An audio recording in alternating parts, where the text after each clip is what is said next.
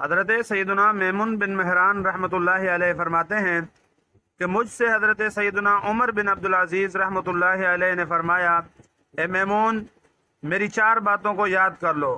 Number 1، سلطان کی صحبت اختیار نہ کرنا اگرچہ تو اس کو نیکی کا حکم دے اور برائی سے منع کرے۔ نمبر 2، عورت کے ساتھ تنہائی اختیار نہ کرنا اگرچہ تو اس کو قرآن پڑھائے۔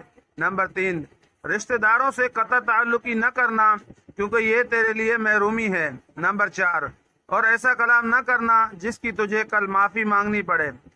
سلطان کی اصلاح کی غرض سے اس کی صحبت اختیار کرنے والے کی مثال ایسے ہے جیسے کوئی جھکی ہوئی دیوار کو سیدھا کرنے کے لیے اسے ٹیک دے اور وہ دیوار اس پر گر جائے اور وہ ہلاک ہو جائے۔ کتاب کلیلہ و دمنہ میں ہے، جو بادشاہوں کے ساتھ رہتا ہے وہ خوش بخت نہیں ہو سکتا، کیونکہ بادشاہوں کا کوئی عہد ہے نہ ان میں وفا ہے اور کوئی ان کا قریبی اور دوست نہیں۔ یہ تم میں رغبت نہیں رکھتے بلکہ جو تمہارے پاس ہے اس کی طمع میں تمہیں اپنے قریب رکھتے ہیں، اور جو ان کی حاجت پوری ہو جاتی ہے تو تمہیں تنہا چھوڑ دیتے ہیں۔